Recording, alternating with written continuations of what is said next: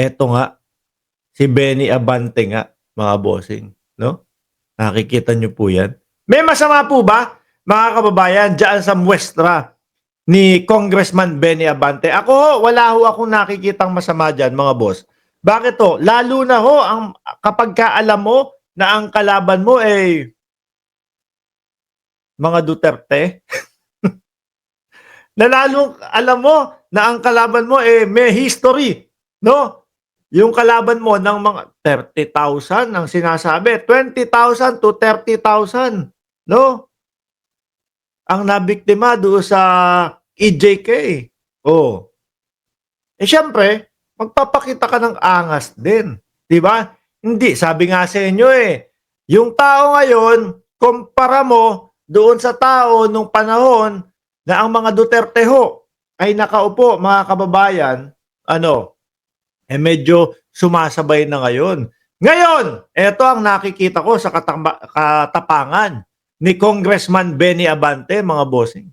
Talagang retsahan, diretsahan niyang sinasabi na, I don't think she is. I do not want her to become president, mga bossing. Kasi yung mga iba, medyo may kaba pa Yung iba, kapag ka pinag-uusapan ang vice-presidente, mga bossing, makikita mo yung medyo may ngatog no? Ayaw nila. Pero hindi nila madiretsa ng kagaya nung kay Benny Abante, mga bossing. Oh, 'di ba? Alam niyo naman ho, base na din po sa mga DDS na araw-araw na nagkukomento sa ating channel. Oy, Mark! Buhay ka pa pala? O, yung may mga ganun. Subukan mo umuwi ng Pilipinas. O, minsan ang pumapasok sa isip ko, pag umuwi ako ng Pilipinas, ang ibig sabihin nitong mga to, ipapategi ako ng mga Duterte. O, di ba? Mga kababayan, na kapag ka ikaw hindi pabor o ayaw mo sa mga Duterte, ganun ang mangyayari sa inyo. Kaya nakita ko, mga bossing, yung post ni Congressman Benny Abante, sabi ko, aba, wala namang mali dito. Lalo na't lisensyado ang mga baril na yan. Di ba? Kasi ho, mga kababayan, tayo ngayon, hindi na tayo uubra doon sa mga, bubulihin ka niyan, yayariin ka niyan, tetegihin ka niyan. Bakit to? Para mapigilan yung ating boses? Para mapigilan tayo na wag sabihin ang ating hinaing sa kanila?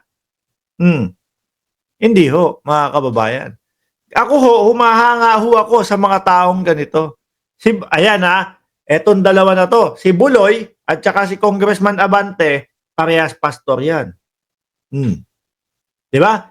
Parehas pastor yung dalawa na yan. Bakit yung kay Buloy hindi maipakita-pakita yung yung ilan, napakadami din yung nun beng-beng nung si Buloy di ba?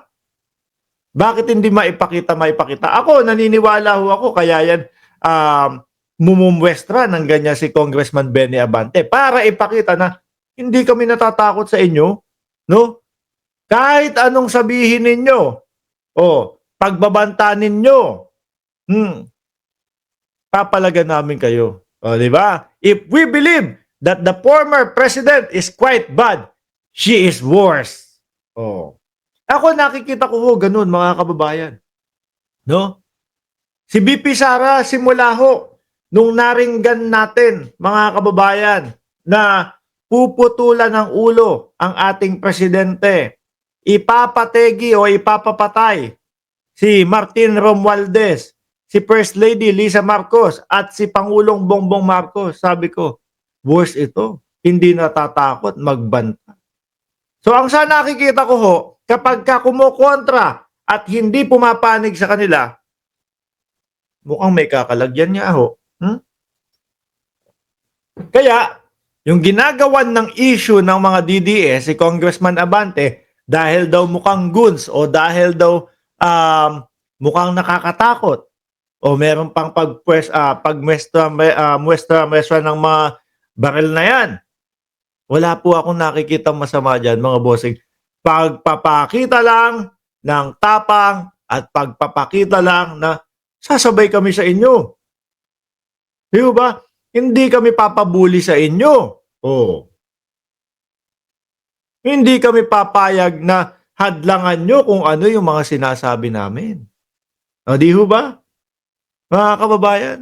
Yoon, Kasi talagang binabanatan at binabanatan po ng mga DDS itong si Congressman Abante. Nakakita ng Rolex na suot si Congressman Benny Abante, oh, galing sa nakaw yan. Nakakita ng napakagagandang sasakyan galing kay na ipinapakita ni Congressman Benny Abante doon sa kanyang Facebook page, oh, galing sa nakaw yan. Nakakalimutan yata ng mga DDS.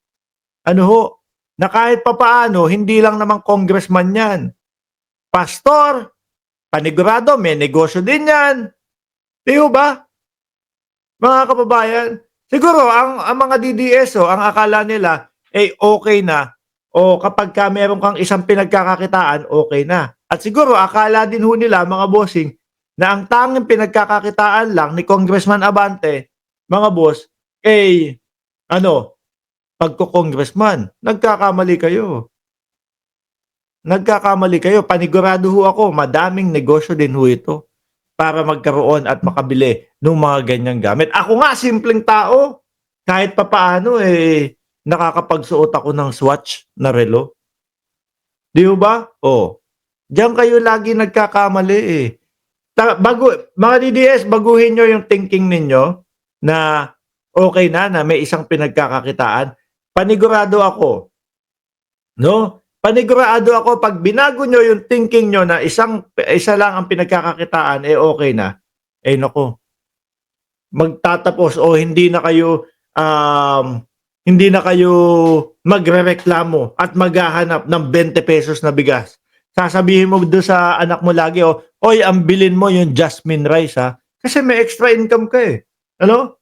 At gano'n ang ginagawa ng mga mapeperang tao. No, gano'n ang ginagawa ng mga taong sinasabihan ninyo na nakaw yung pinagmula ng kanilang mga binili ho. Di ho ba? Anyway, mga bossing, eto muna tayo. Si Bantag daw ho, mga kababayan, mukhang malapit ng ma-discover kung nasaan. Formasyon Eto, matagal-tagal na din hong nagtatago si Bantag, ano? Mga bossing. Sabi nila, Mark, wala namang kinalaman niya si Bantag Mark, inosenta naman niya si Bantag Ang lagi naman nating sinasabi ho, mga kababayan, bakit hindi magpaliwanag sa korte? No? Bakit mas inuunang magtago kesa